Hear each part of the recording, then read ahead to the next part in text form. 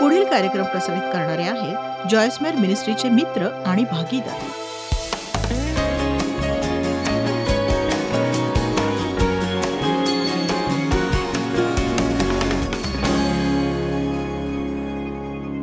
Look अध्याय 15 वचन 18.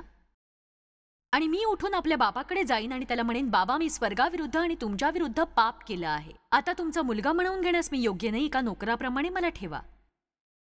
मग तो उठून आपल्या बापाकडे गेला, पण तो दूर आहे तोच त्याच्या बापाने त्याला पाहिले. आणि हे दाखवतं देवाचं हृदय. त्याला त्याचा कळवळा आला आणि धावत जाऊन त्याच्या गळ्यात गळा घालून त्याने त्याचे मुके घेतले. किती सुंदर आहे जेव्हा लोक आपल्या विरुद्ध वागतात, पण शुद्धीवर आल्यावर जेव्हा चुका सुधारू पाहतात तेव्हा आपण त्यांना कसं वागवायला हवं याचं उत्तम उदाहरण आहे. तुमच्याकडे क्षमा मागायला येणाऱ्या व्यक्तीला धुडकावून लावून नका तुम्ही की तू मला खूप वाईट रीतीने दुखावलंयस आणि बघ मी ते कधीही विसरू शकणार नाही.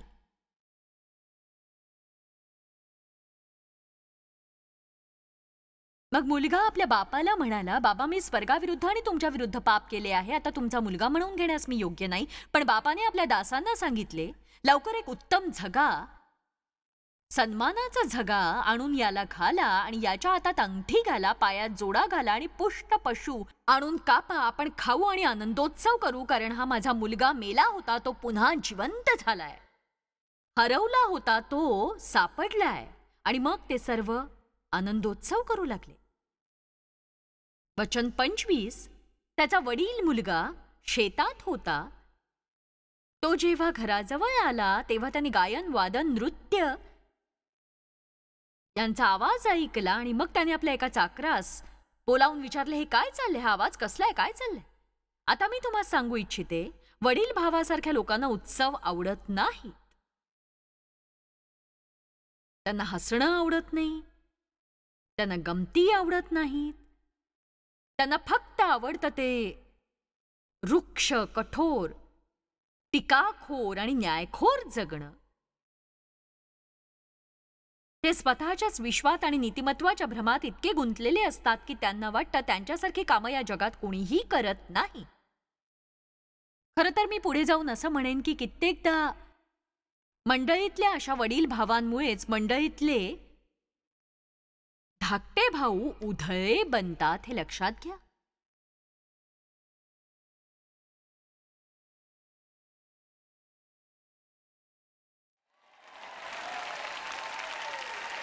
आज मी याविषयी विचार करत होते. बघा, अशा प्रकारची वडील भावाची वृत्तीच नवीन विश्वासणाऱ्यांना मार्गभ्रष्ट करत असते.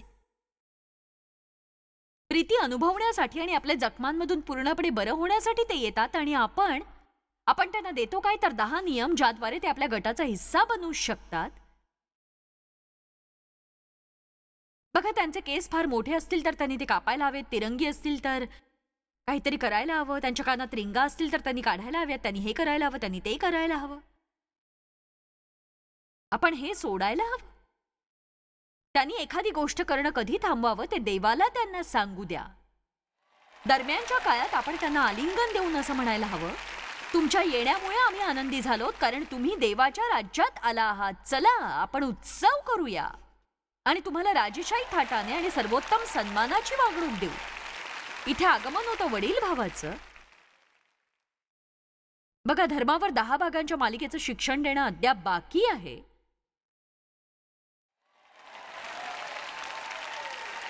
माझ्या प्रत्येक सभेत मला हे सांगायला आवडतं, म्हणून इथेही मी तेच सांगते. आणि मला टीव्हीवरून लोकांना सांगायचंय की लोकांना हे समजेपर्यंत त्यांनी ऐकायला हवं, प्रभू येशू आपल्याला धर्म देण्यासाठी मरण पावला नाही.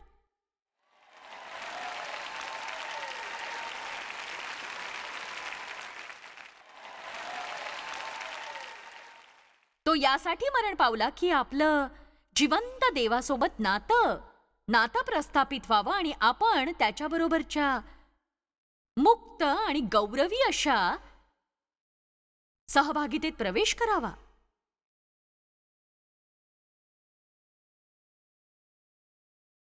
वचन 27. दासाने त्यास सांगितले, तुमचा भाऊ आला आहे आणि तो तुमच्या वडिलांना सुखरूप मिळाला म्हणून त्यांनी पुष्ट पशु कापले आहे. आणि हे ऐकून तो थोरला भाऊ फार रागावला. आणि तो दृढ निश्चय करून म्हणाला, मी त्या उत्सवात सहभागी होणार नाही. मी आता असाच इथे घराबाहेर उभा राहीन. मी तुम्हाला एक गोष्ट सांगू का? तो देवाला पार्टी देण्यापासून अडवू शकला नाही.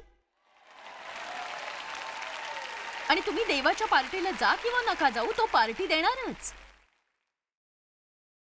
तुम्ही थोरल्या भावाच्या मनोवृत्तीने बाहेर थांबवू शकता. बघा, तुम्ही कुटुंबात असूनही घरामध्ये नसू शकता. याचा अर्थ ठाऊक आहे का? तुम्ही चर्चला जाऊनही देवाच्या समक्षतेपासून दूर असू शकता. देवाचं घर त्याची समक्षता आहे. जवळीक साधणारी समक्षता लोकांसोबत घरात राहून जवळीक निर्माण होते. आणि देव आपल्याला घराबाहेरचं नातं प्रस्थापित करायला सांगत नाही. आणि तो पडदा, तो जाड असा पडदा ज्यामुळे देवाची समक्षता असलेलं परमपवित्र स्थान पवित्र स्थानापासून वेगळं केलं गेलं होतं, तो वरपासून खालपर्यंत फाटला जेव्हा येशू क्रूसावर मरण पावला. आणि त्यामुळे देवाच्या समक्षतेत जाण्याचा मार्ग खुला झाला. पण तुमची इच्छा असेल तर तुम्ही बाहेरच्या आवारातच राहू शकता. आणि त्यासाठी तुम्हाला फक्त कटुतेनं भरावं लागेल. आणि जे तुम्हाला तुमच्या इच्छेप्रमाणे वागणूक देत नाहीत त्यांच्यावर रागाने बेभान व्हावं लागेल. आणि तुम्ही बाहेर राहू शकता. पण आपल्यापैकी काही जण उत्सवात सामील होतील. मी अनेक वर्ष स्वतःचा छळ केला, पण एक गोष्ट सांगते, मी उत्सवात जगण्याचा निर्णय घेतलेला आहे. म्हणजे असं नाही की आपण जबाबदारी धुडकावून लावायची किंवा हवेत संचार करायचा, तर आपण प्रभूचा पूर्णपणे आनंद लुटत आहोत. वडील भाऊ संतप्त झाला होता. तो म्हणाला, मी जाणार नाही. त्याचे वडील आले आणि आत येण्यासाठी त्याला विनवू लागले. आजही देव अशाच रीतीने लोकांना विनवतो हे मला जाणवतं. आणि इथल्या लोकांनाच नव्हे तर टीव्हीवरच्या दर्शकांनाही. जणू काही देवाचं हृदय लोकांना विनवण्या करत म्हणतंय की जाऊ द्या, ते सोडून द्या, टाकून द्या, सोडून द्या, विसरून जा, देवाला द्या ते आणि उत्सवात सहभागी व्हा तुम्ही. कुणाला हे कळतंय का?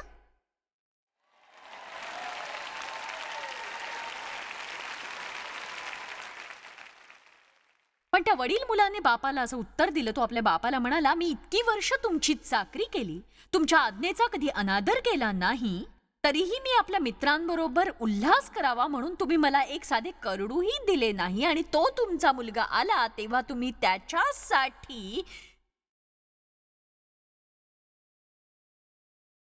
बघा, जेव्हा तुम्ही रागाने बेभान होता, तुमची मुलं अचानकपणे तुमच्या नवऱ्याची मुलं होतात, नाही का? पण बघा, हा तुमचा मुलगा आला ज्याने तुमची संपत्ती कसबिणींच्या बरोबर खाऊन टाकली. त्याच्यासाठी मात्र तुम्ही पोसलेलं वासरू कापलं. तुमच्यापैकी काही जण म्हणतील, हो मला ठाऊक आहे कसं वाटतं ते. मला ठाऊक आहे कसं वाटतं. मला नाही ठाऊक. कदाचित तुम्हाला एक भाऊ असेल ज्याने खून केला असेल आणि तरीही तुमच्या कुटुंबातले लोक त्याच्यावर जीव ओवाळून टाकत असेल आणि ही गोष्ट तुम्हाला बोचत असेल, सलतही असेल. पण तुम्ही त्या राक्षसाला ठार मारा आणि पुढे जा. देवाच्या अभिवचनात जगा. एखाद्यावर वैतागून परिस्थिती बदलणार नाही. तेव्हा त्याचा बाप त्यास म्हणाला, बाळा तू नेहमी माझ्यासोबत आहेस आणि जे माझे ते सर्व तुझेच आहे. तुला हवा तेव्हा तू उत्सव साजरा करू शकत होतास. पण तुझ्या भावासाठी हा उत्सव आयोजित करणं, आनंद करणं माझ्यासाठी योग्य आहे. कारण तो मेला होता आणि तो पुन्हा जिवंत झाला आहे. तो हरवला होता पण आता तो सापडला आहे.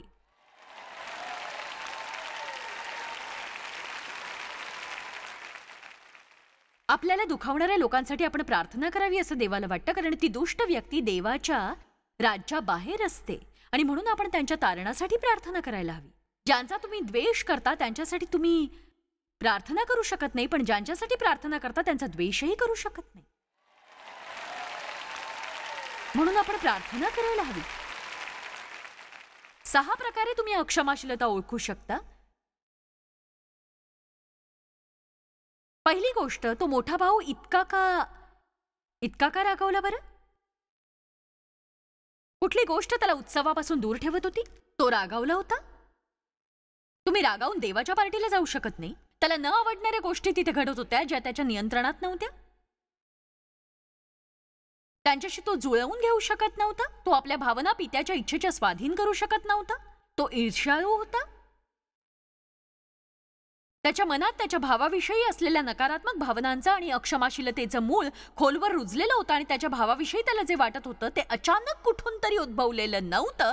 आणि मी हे खात्रीने सांगू शकते, ते त्याच्या मनात फार फार फार फार फार आधीपासून सुरू होतं, फार काळापासून. आणि मी हे सांगू शकते की तो फक्त त्याच्या धाकट्या भावावरच चिडलेला नव्हता, तर तो त्याच्या परिचयाच्या सगळ्याच लोकांवर चिडला होता. कारण त्या थोरल्या भावाची परुषी अशी ख्रिस्ती धार्मिक वृत्ती होतीच तशी.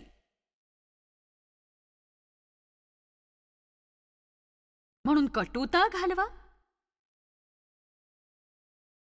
बायबल म्हणते इब्री 12 मध्ये की सर्व कटुपणा आणि तिरस्कार यापासून स्वतःला सांभाळा, नाहीतर तो तुम्हास फाडून खाईल.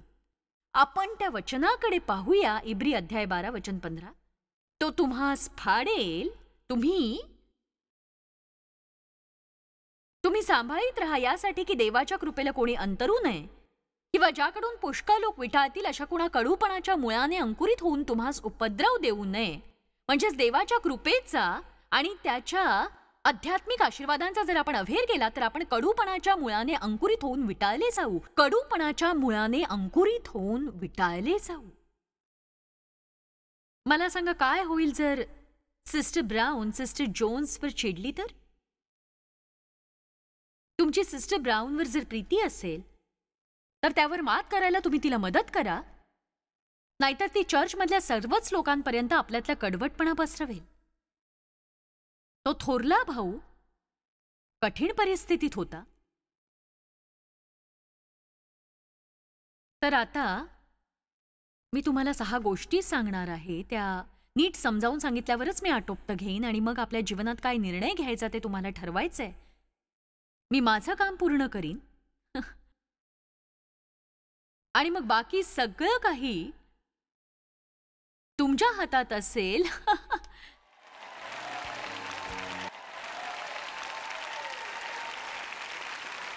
आपल्याला कसं कळेल की एखाद्याची क्षमा केल्यानंतरही आपल्या मनात कुठेतरी त्याच्याविषयी कटुता दडली आहे आणि ती आपल्या मनात इतक्या प्रकारे भिनली आहे की तिथं आहे याची आपल्याला जाणीवच नाहीये.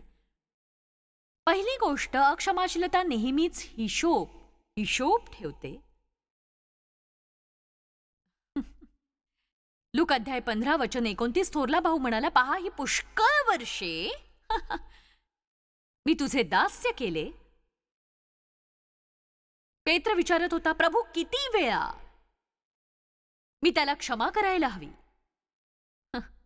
अक्षमाशीलता नेहमी हिशोब ठेवते. 1 कोरिन्थ 13:5 म्हणतं, प्रीती हिशोब ठेवत नाही, वाईट गणतीत घेत नाही, वाईट आठवत नाही. बघा, तुम्ही सगळे लक्षात ठेवता. म्हणजे बघा, डेव आणि मी फार पूर्वी जेव्हा एकमेकांशी वाद घालायचो, भांडायचो, तेव्हा त्या वादावादीत अचानक अशी एखादी गोष्ट मी उकरून काढायचे जी 3-4 वर्षांपूर्वी घडलेली असायची आणि देव म्हणायचा की हे इतकं सगळं तू साठवतेस तर कुठे? माझ्याकडे एक जागा होती जिथे हे सगळं होतं आणि ते मला खात राहायचं आणि डेवने केलेली प्रत्येक नवीन चूक त्या यादीत जोडली जायची आणि ती यादी मोठी होत गेली आणि माझ्या हृदयात तिचा मोठा राक्षस बनला. बघा, जेव्हा तुम्ही एखाद्याला असं काही बोलता जे त्याला आवडत नाही आणि अचानक तो म्हणतो की हे बघा, काही वर्षांपूर्वी तुम्ही माझ्याशी असं वागला होता जे मी अजूनही विसरलेलो नाही. खरं तर एक सांगू का, माझ्या जीवनातही असा काळ होता जेव्हा मी इतरांवर रागावलेली होते. पण आता मला खरंच खूप वाईट वाटतं अक्षमाशीलता नेहमी स्वतःची नावाजणूक करते. लूक 15:29 मध्ये तो म्हणतो, तुझी आज्ञा कधीही मी मोडली नाही. मी आज्ञा पाळल्या. ही पुष्कळ वर्ष मी तुझे दास्य केले आणि तुझी आज्ञा मी कधीही मोडली नाही. अक्षमाशीलता म्हणते तू वाईट आहेस आणि मी चांगला आहे. अक्षमाशीलता आपल्याला पित्याच्या घराबाहेर ठेवते. पित्याच्या. अक्षमाशीलता कुरकुर करते. तरीही मी माझ्या मित्रांबरोबर कधीतरी आनंद आणि उल्हास करावा म्हणून तुम्ही मला एक लहानसं करडूही कधी दिलं नाही. तुम्ही माझ्यासाठी कधीही काही केलं नाही. मी आधी सांगितलं तसं अशा प्रकारचा आत्मा हे पाहत नाही की कोण काय करतंय, तो फक्त स्वतःचीच टिमकी मिरवतो. आम्हाला 4 मोठी मुलं आहेत आणि काही वर्षापूर्वी मी त्यांच्यासोबत बसले आणि असं म्हटलं की आता एक गोष्ट मला या मेजावर तुमच्या पुढे स्पष्ट करायची आहे. मी म्हटलं की बघा, आमच्या जीवनातल्या अशा टप्प्यावर आम्ही आहोत जिथे आम्ही तुम्हा सगळ्यांसाठी देवाच्या मार्गदर्शनानुसार वेगवेगळ्या गोष्टी करू इच्छितो. पण मला तुम्ही कोणीही असं जाणवू द्यायला नकोय की मी जर एखाद्यासाठी काही केलं जे मी इतर तिघांसाठी केलं नाही तर बाकीच्या तिघांनी चिडता कामा नये. कारण योग्य वेळी प्रत्येकालाच योग्य ते मिळेल. आणि ते सगळेजण सहमत झाले की तसं काहीही घडणार नाही. मला कोणताही ताण आवडत नाही. मला अशा प्रकारचा ताण आवडत नाही जेव्हा तुम्ही कोणाला आशीर्वाद देऊ शकत नाही आणि या काळजीशिवाय की इतर तिघांना तो आशीर्वाद न मिळाल्यामुळे ते रागावतील म्हणून. चला आता बघा, तुम्ही त्यांना जेवायला घरी बोलवलं पण मला तुम्ही बोलवलंच नाही जेवायला. तुम्ही असं का म्हणत नाही, प्रभू तुझी इच्छा असती तर मला त्यांचं आमंत्रण मिळालं असतं. माझी प्रार्थना आहे त्यांना आनंद मिळावा. त्या मोठ्या भावाच्या हौतात्म्याची भावना होती. मी एवढी सेवा केली. तो कदाचित अतिउद्योगी असावा ज्यामुळे तो आपल्या जीवनाचा आनंद लुटू शकत नव्हता. त्यामुळे आनंद लुटणाऱ्यांची त्याला ईर्ष्या वाटत असे. मी सुद्धा अतिउद्योगी होते. त्यामुळे डेव गमती करू लागला की मी जाम वैतागायचे. असंच व्हायचं. म्हणजे आम्ही काही करत असलो तरी डेवच्या गमती चालूच असायच्या. आम्ही आमच्या 3 मुलांसोबत किराणा मालाच्या दुकानात गेलो तरी डेवसाठी तो मनोरंजनाचा भाग असायचा. मी मात्र काम करायचे. माझ्याकडे यादी आणि कॅल्क्युलेटर असायचं.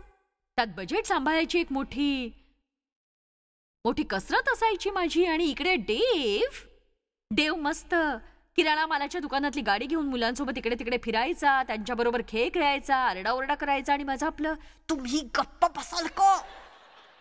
मला वेळ लागायची वेळ आली. काय तमाशा चालवला इथे. आणि तो उंच असल्यामुळे, तो 6 फूट 4 इंच आहे, तो दुसऱ्या भागातून मान उंच करून वस्तूंच्या आडून असा बघायचा आणि वस्तू फेकायचा. मी त्याला शोधायचं आणि वेडी पिशवायचे की काय चाललंय तुझं काय. एकदा मी त्याच्यावर इतकी वैतागले, मी त्याला म्हटलं थांबव, हे थांबवत का नाहीयेस का बघू तुझ्याकडे. तो म्हटला आवाजाबद्दल क्षमा कर पण मी गंमत करत होतो. मी म्हटलं मी इथे गंमत करायला आलेली नाहीये. मी इथे भरपूर काम करायला आले, गमती जमती करायला नाही. आपल्याला सामान घ्यायचंय, व्यवस्थित गाडीत रचायचंय, ते आपल्याला बॅग मध्ये ठेवायचे, मग ते घरी न्यायचे आणि घरी पुन्हा लावून ठेवायचंय आपल्याला. हे सगळं आपल्या दोघांना करायचंय.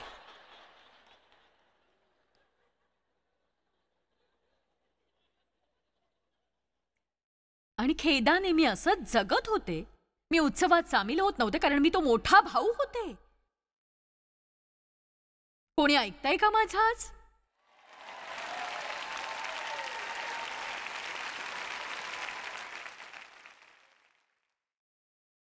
कर्मकांड आणि आनंद एकत्र असू शकत नाही. अक्षमाशीलता नेहमी वेगळं करून फूट पाडत असते. वडील भाऊ आपल्या भावाविषयी म्हणतो की हा तुमचा मुलगा येथे फूट पडलीये, तो कच खातो, उत्सवात सामील होत नाही, मी उत्सवापासून वेगळा होत आहे. अक्षमाशीलता नेहमी दोष लावते आणि गाडलेल्या गोष्टी उकरत राहते. त्याने कसबिणींबरोबर तुमची संपत्ती उधळली आणि तुम्ही मात्र त्याच्यासाठी पुष्ट वासरू कापलं. बघा, हा भला माणूस स्वतःला सोडून बाकी सगळ्यांचे दोष काढतोय. लहान भावाने वाईट गोष्टी केल्या, बापाने चुकीच्या गोष्टी केल्या, उत्सव एक घोडचूक होती. एकच व्यक्ती योग्य होती, ती म्हणजे तो स्वतः. अक्षमाशीलता नेहमी कुणावर तरी संतप्त असते आणि जेव्हा ते संतप्त होतात तेव्हा त्यांना धन्य वाटतं.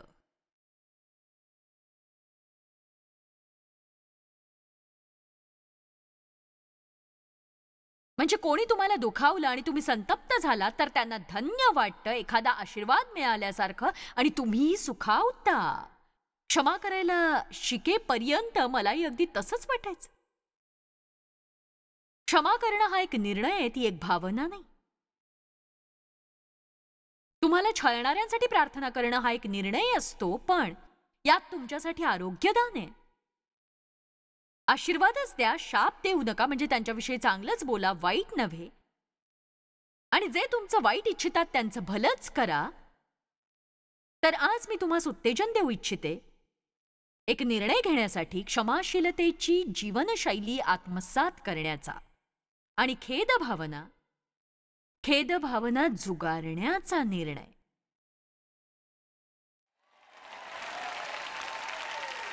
उत्सवापासून दूर राहू नका. सगळ्यांनी मिळून मोठ्या आवाजात म्हणा, मी उत्सवाला जाणारच. आता पुन्हा मोठ्याने म्हणा, मी घरामध्ये राहणारच. मी अंगणात राहणार नाही. चला सगळेजण उभे राहूया. आता ऐका नीट. आपला इथला उत्सव संपलाय, पण तुमच्या खऱ्या उत्सवाला आरंभ झालाय. कारण आता देवाच्या इच्छेप्रमाणे जीवन जगण्यासाठी लागणारं स्फुरण तुम्हाला मिळालंय. आणि आज मी जे सांगितलं ते किती जणांनी ऐकलंय?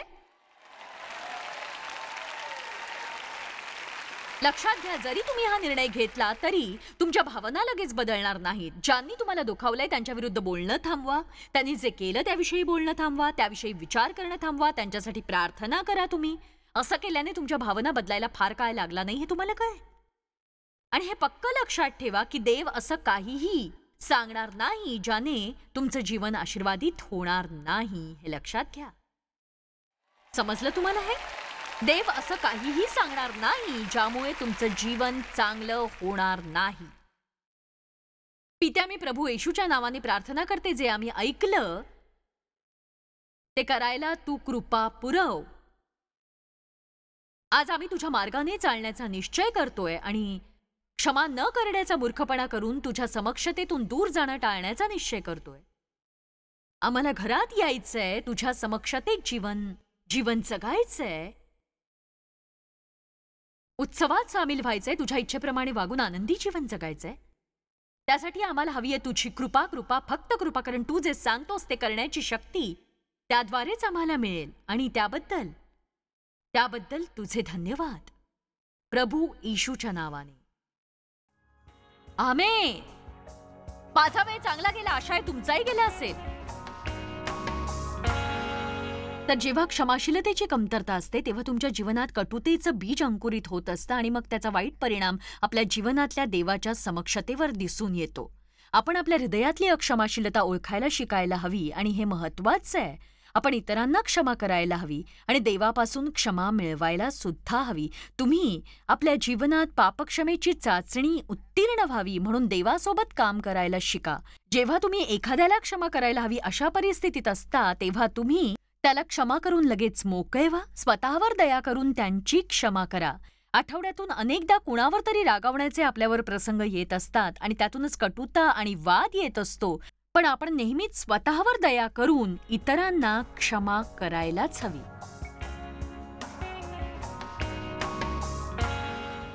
जॉयस्मायर मिनिस्ट्रीज करता तुम्ही खूप मौल्यवान आहात. आम्हाला तुमचं कौतुक आहे आणि जगभरामध्ये हे सेवा कार्य शक्य करण्याकरता आम्ही आमच्या मित्रांचे आणि पार्टनर्सचे आभारी आहोत. आम्ही एकत्रितपणे भुकेल्यांना खाऊ घालतो, गरिबांना वस्त्र देतो आणि राष्ट्रांना सुवार्ता सांगतो. तुमच्या प्रार्थनेच्या विनंती करता आमच्याविषयी आणखी माहिती मिळवा. जॉयसच्या कॉन्फरन्सच्या तारखा पहा आणि ख्रिस्ताची प्रीती जगभरामध्ये पसरवण्याकरता आमचे सहभागी व्हा. याचा सर्व खर्च जॉयस्मायर मिनिस्ट्रीचे मित्र आणि भागीदार करत आहेत.